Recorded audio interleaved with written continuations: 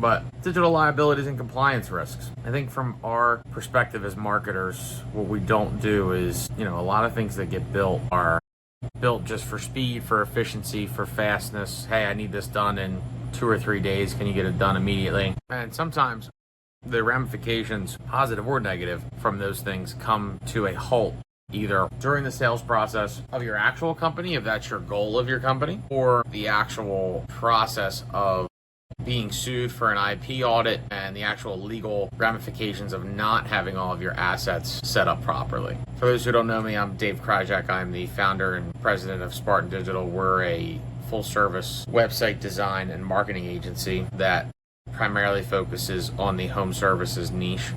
We have some specialties also in the local service category, but a lot of my clients now 10 years into this don't think about, what's next. Am I selling this company? Do I own all my IP? And then if I own all of my IP, that's your intellectual property, is it all set up correctly? And or will it jeopardize my reputation from a cybersecurity awareness perspective, compliance regulations, fines, data breaches, when I go to sell assets, stock, no matter how I'm selling the company, but also as I'm growing the company so that I'm not liable digitally for HIPAA, 5. And while that means nothing to you right now, once you're worth $25-30 million on paper, these things start to become an issue because people start to see money and they start to see dollar signs. Just like as a local contractor, you wouldn't send your guys without PPE, masks, mold equipment, and your general liability insurance, all your trucks are licensed and insured, etc. But right now, your website might be a ticking financial time bomb. So our job here today is to just talk through that conceptually, and then just some tips and tricks to make sure that you are protected, not only when you go out and get the job, but before you get the job, and you as a brand are steadfast in how you market yourselves online and offline too, because there's a lot of advertising regulations that people forget until it's too late and they're in the middle of a courtroom. Funny story, before I get into my notes here so that I don't get too off track and we start talking about the weather. The good story about a painting company that we didn't end up working with at Spartan, but the gentleman came to us and he was interested in, having us do a full workup, which we normally do audits when we first meet a potential partner here at Spartan, and about a $20 million painting company in California. Everything was great. Was doing a really good job. Everything was pretty solid. There's a nice agency doing all the work. And I looked up, part of our thing is actually an IP audit to make sure that you own your own stuff, that your domain's registered to you, et cetera, et cetera. And I said to him, Josh, do you know that you don't own your domain? And he kind of said, what the heck are you talking about? And that derived into a whole nother conversation of if he ever went to go sell this painting company, what he never realized was the old agency actually had naming rights to his domain because they registered it.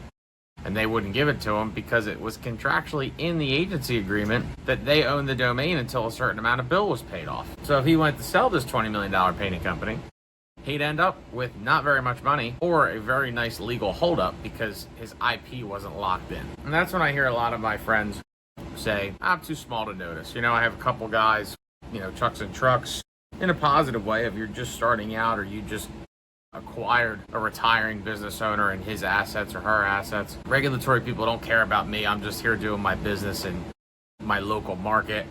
I'm here to tell you that does happen all the time. There are full-time companies that actively pursue and actively litigate against firms like yourself that are trying to, say you use this guy's picture that you didn't have permission to use.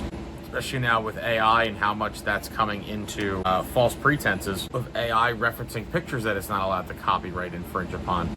Treating compliance as optional in this space is just not possible. These people believe that their images are worth that amount of money and they will litigate and they will actively pursue you. Another good funny is in the disaster recovery space is water damage jobs, smoke remediation jobs, fire damage restorations. Depending on where those pictures come from, are properties of the insurance company, property of the homeowner, property of the actual LLC property owner.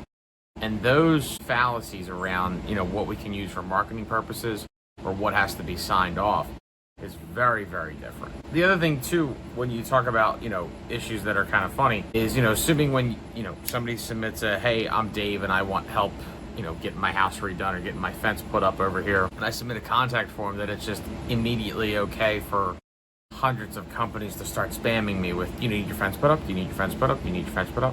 If you've ever gotten that, you know what I mean by the telemarketing communications laws that are in place to protect consumers. Not like they work all the time based off of the amount of spam calls that we all get on a daily basis, but they are designed inherently to protect against those types of things. And then going back to my friend Josh the painter's example of assuming that old contractor is just going to give in and give away all the old documents after you ask them for all the old logins.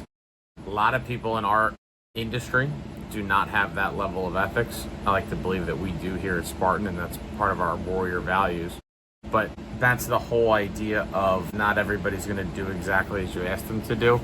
We have 2 brand new clients right now, very, very large home builders on the East Coast, and the old agencies just turn their websites off right in the middle of them transitioning over to us. It's an issue that we always bring up with our new partners. Kind of say, hey, listen, this might happen, but here's the contingencies. So it's just something that you have to keep in mind when you're evaluating new partners, or, having somebody do this in-house for you. You don't know how many times that we walk into a client and it's, oh, Susie had all those logins. Oh, Dave had all those logins. He's been gone for years now. Well, we can't get into your Facebook page. We can't get into your website. We can't get into your Google Ads account. We can't make any changes, so we have to start from scratch. And these platforms, just like we can never get a hold of them anyway, even as a platinum agency with most of them, we can't get on the phone with them anyways to prove who you are, that you say you are, so that we can get full administrative access to those documents and the access to those pages to begin with.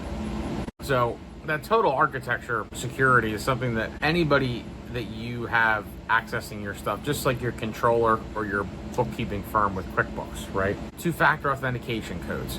They're a pain in the butt, but for the amount of digitization that we're going through in this age is exactly why we need that. And then fully having an understanding of where you're applicable to risk.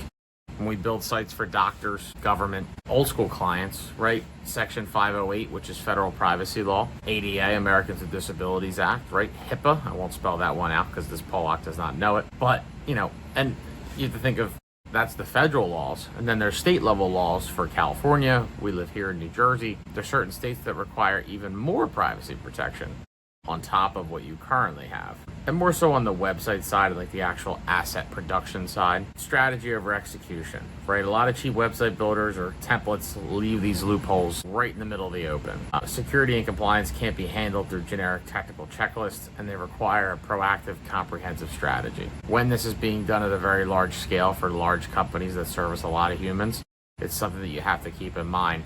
Even coming all the way back to the brand new contractor, brand new roofer, brand new window company that's going to go out and perform all these services. Everybody wants to look like the big guys, and the big guys want to look like the little guys. But the little guys that have really good, solid structure in place are the ones that are going to come out on top and continue to grow.